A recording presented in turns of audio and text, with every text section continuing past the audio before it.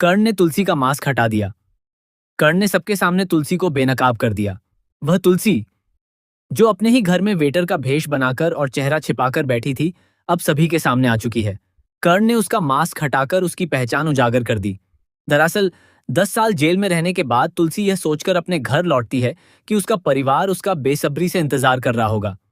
वह चाहती थी कि एक दिन पहले आकर अपने परिवार को सरप्राइजेस दे, लेकिन उसकी सारी उम्मीदें पल भर में टूट जाती हैं। जैसे ही वह वेटर के रूप में घर के अंदर आती है, वह अपने दोनों बेटों को एक दूसरे के सामने दुश्मनों की तरह खड़े होकर लड़ते हुए देखती है। यह नजारा देखकर तुलसी का दिल पूरी तरह टूट जाता है। उसे एहसास होता है कि जिन बेटों को उसने हमेशा एकजुट देखा था, उनके बीच अब जरा भी प्यार और अपनापन नहीं बचा है। इतना ही नहीं, कर्ण के मुंह से तुलसी के लिए निकले जहरीले शब्द उसकी तकलीफ को और बढ़ा देते हैं। कर्ण अब तुलसी को अपनी मां मानने से भी इनकार कर देता है। यह सब सुनकर तुलसी अंदर से पूरी तरह बिखर जाती है। वहीं दूसरी ओर नंदिनी पूरे परिवार को एकजुट रखने की हर संभव कोशिश करती है, लेकिन उसकी हर कोशिश नाकाम साबित होती है।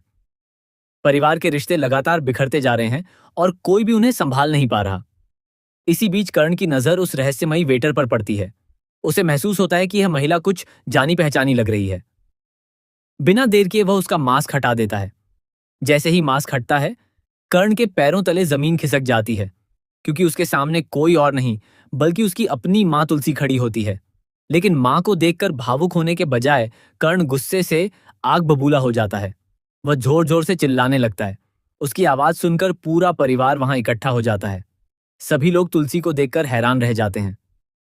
परिवार के कुछ सदस्य तुलसी को देखकर भावुक हो जाते हैं, लेकिन कर्ण का गुस्सा कम होने का नाम नहीं लेता। वह तुलसी पर गंभीर आरोप लगाते हुए कहता है, यह कातिल इस घर में क्या कर रही है? इसने मेरा बेटा मुझसे छीन लिया। मेरे बेटे की मौत की जिम्मेदार यही औरत है। मुझे ये इस घर में बिल्कुल भी नहीं चाहिए। अगर ये यहां रहेगी तो मैं इस घर में नहीं रहूंगा। मेरा परिवार इसके साथ सुरक्षित नहीं है। कर्ण की ये बातें सुनकर तुलसी का दूसरा बेटा बेहद दुखी हो जाता है। उसे अपनी मां के साथ हो रहा यह अपमान बिल्कुल भी पसंद नहीं आता। तुलसी बार बार कर्ण को समझाने की कोशिश करती है, लेकिन कर्ण उसकी एक भी बात सुनने को तैयार नहीं होता। गुस्से में वह तुलसी को धक्का तक दे देता है। अब देखने वाली बात यह होगी कि जब कर्ण के सामने पूरी सच्चाई आएगी, तब क्या उसका नजरिया बदल जाएगा? क्या उसे अपनी मां की बेगुनाही का एहसास होगा? क्या वह तुलसी से अपने व्यवहार के लिए माफी मांगेगा? साथ ही जब नंदिनी और पार्थ की सच्चाई सामने आएगी, तब कर्ण कौन सा फैसला लेगा? क्या वह नंदिनी को उसके किए की सजा दिलाएगा या उसे माफ कर देगा? और जिस पार्थ के लिए आज कर्ण के दिल में सम्मान और सहानुभूति है, क्या वही भाव सच्चाई सामने आने के बाद नफरत में बदल जाएंगे? अब यह देखना बेहद दिलचस्प होगा कि कर्ण आखिर किसका साथ देता है और इस परिवार की कहानी किस नए मोड़ पर पहुंचती है।